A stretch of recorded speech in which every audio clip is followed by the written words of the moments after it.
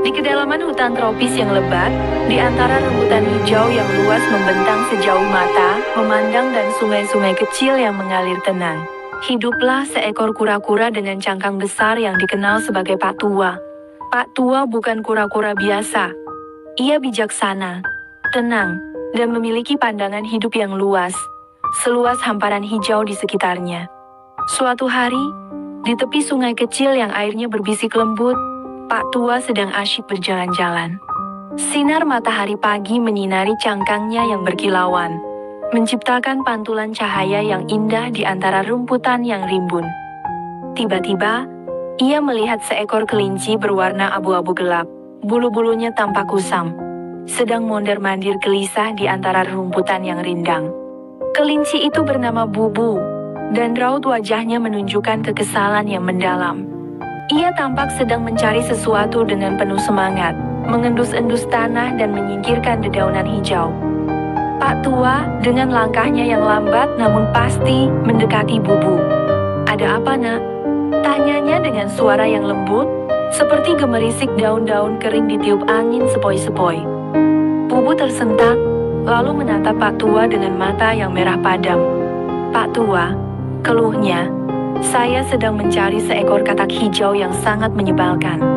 Ia telah mengganggu Rika, teman saya, seekor kupu-kupu biru kehijauan yang cantik." Bulu-bulu Bubu tampak mengembang karena marah. "Saya ingin membalasnya." Pak Tua tersenyum, senyum yang penuh hikmat dan kedamaian. Ia tidak langsung menimpali kemarahan Bubu.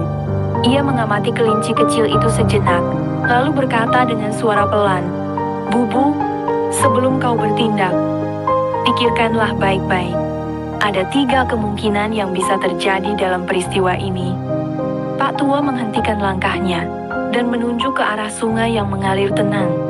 Pertama, katanya, mungkin saja katak itu hanya ingin berteman dengan Rika. Kadang-kadang, kita salah mengartikan niat orang lain. Ia melanjutkan, kedua, memang mungkin katak itu ingin memangsa Rika. Itulah sifat alami beberapa hewan.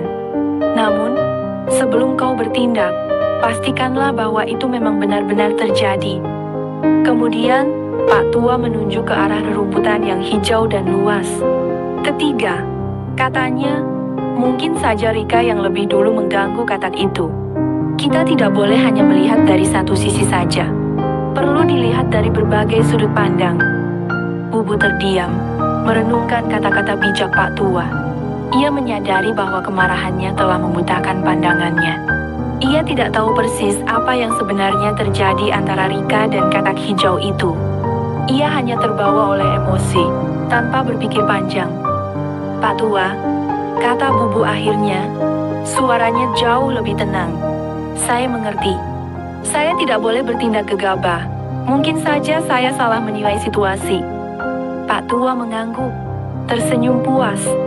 "Ingatlah, Bubu," katanya, "segala sesuatu tidak bisa diselesaikan dengan emosi.